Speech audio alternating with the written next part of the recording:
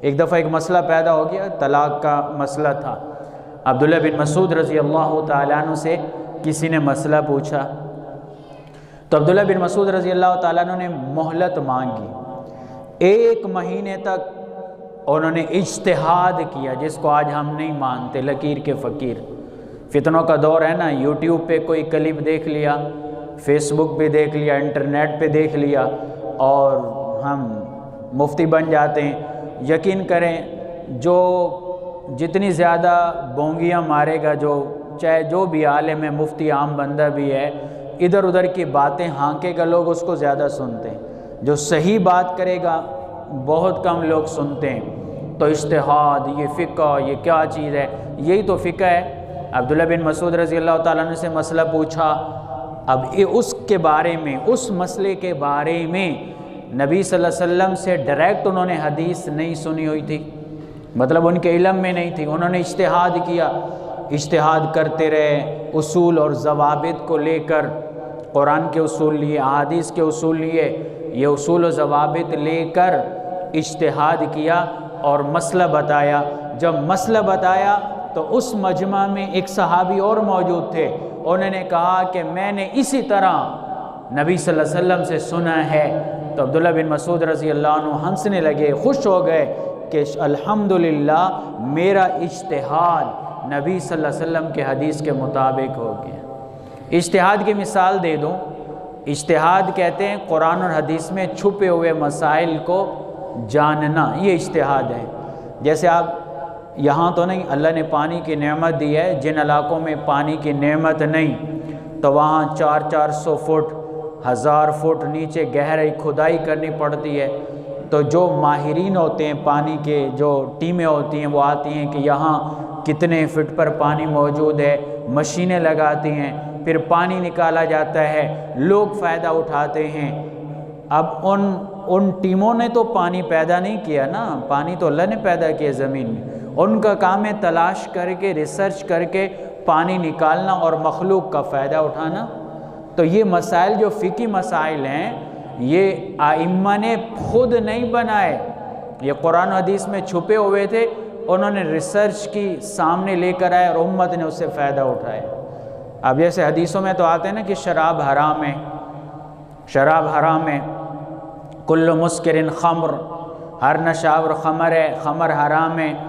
اب آج کل جدید ایسی چیزیں آ گئیں، جیسے شیشہ ہے، آج کل نشے کے لیے پیا جاتا ہے شیشہ، نشے کا انجیکشن لگانا جو نشہ ہوتا ہے، تو یہ چیزیں۔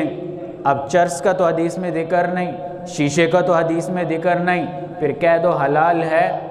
اب یہاں فقہ کام آئے گا، یہاں اجتہاد کام آئے گا کہ چونکہ نبی صلی اللہ علیہ وسلم نے ہر نشاور چیز کو حرام قرار دیا، تو یہ چیزیں دماغ پہ نشہ ڈالتی ہیں، دماغ پہ پردہ ڈالتی ہیں، اس لیے یہ چیزیں حرام ہیں، اسی کو اجتہاد کہتے ہیں، یہی فقہی مسئلہ ہے۔ ایک صاحب تھے بہت بڑے، حرم میں، مکہ شریف میں، والد صاحب واقعہ سناتے، ایک بہت بڑے ماشاءاللہ سکالر تھے، ان کو فوبیا ہو گیا تھا، فقہ فوبیا، یہ فقہ نہیں بس قرآن و حدیث، قرآن و حدیث۔ اب ان بیچاروں کو کیا پتہ کہ فقہ بھی تو قرآن و حدیث سے ہے۔ تو ایک آدمی، ایک صاحب تھے یہاں کے، تو ان کو سکھایا کہ آپ ان سے جا کر کہیں کہ بھینس حلال ہے یا حرام ہے۔ ان کے پاس گئے تو انہوں نے کہا حلال ہے۔ انہوں نے کہا نہیں جی، مجھے حدیث سے بتاؤ گے کہ حدیث میں بھینس کا لفظ آیا ہو، یعنی عربی میں الجاموس عربی کا لفظ ہے، تو یہ حدیث میں دکھاؤ کہ حدیث میں آئے کہ جاموس حلال ہے، پرفیکٹ یہی لفظ مجھے دکھاؤ۔ اب وہ بڑے سکالر تھے، فقہ کے بڑے مخالف تھے، کہنے لگے اس ٹائم تو میرے ذہن میں حدیث نہیں ہے، میں نیٹ پہ سرچ کروں گا۔ ان کی حدیثیں بھی نیٹ پہ ہوتی ہیں یا لیپ ٹاپ پہ۔ اور یہ بھی آپ کو بتا دو، میں نے خود تجربہ کیا، اپنا تجربہ بتلا رہا ہوں، یعنی ایسے لوگ اللہ سے نہیں ڈرتے، اپنی مقصد یا اپنی سوچ کے خلاف اگر کوئی حدیث ہے نا، اللہ معاف کرے نکال کے نیٹ پہ چڑھا دیتے۔ جیسے مرزائی ہیں نا، تو قرآن میں تعریف کر کے اپنے مسلک کو ترویج دینے کے لیے قرآن میں تحریف کر کے نیٹ پہ چڑھا دیتے ہیں، تو یہی حال ان بیچاروں کا بھی ہے۔ میں نے خود دیکھا، تجربہ کیا ہے۔ ترجمہ، تفسیروں کے ترجمے میں ڈنڈیاں لگ رہی ہوں گی، اس لیے میں کہتا ہوں علماء کے پاس آیا کریں علماء تمہارے خیر خواہ ہیں۔ دیکھیں جیسے کیسے ہم گئے گزرے ہیں، گناہ گار ہیں، کمزور ہیں، لیکن اس ممبر، یہ ممبر ہمیں غلط کہنے نہیں دیتا، یہ حق بات کہنے پہ مجبور کرتے ہیں۔ عمل جو بھی ہے زبان سے غلط نہیں کہا جائے گا، یہ ممبر ہمیں مجبور کرتا ہے کہ حق بات کہو، غلط نہیں کہنا۔ اس ممبر کی ساکھ ہے یہ نبی صلی اللہ علیہ وسلم کا ممبر۔ تو لہذا وہ غلط کہنے لگے جی میں لیپ ٹاپ پر دیکھوں گا، وہاں دیکھ کر میں تلاش کر کے حدیث صاحب کو بتاؤں گا۔ انہوں نے کہا جی مجھے حدیث چاہیے، میں کل آؤں گا۔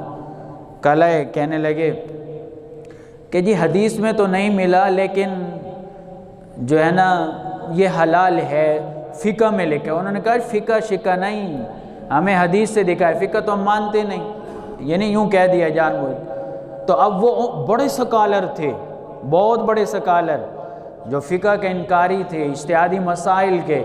تو اب ان کا جواب سنیے، تنگ آ کر کہنے لگے فقہ نہیں مانو گے تو جاؤ گے کہاں پر؟ اس کے بغیر چارہ ہی نہیں ہے۔ تو فقہ قرآن و حدیث سے الگ نہیں، صحابہ نے اجتہاد کیا، جیسے میں نے واقعات سنائے۔ تو بہرحال میں عرض کر رہا تھا اس آیت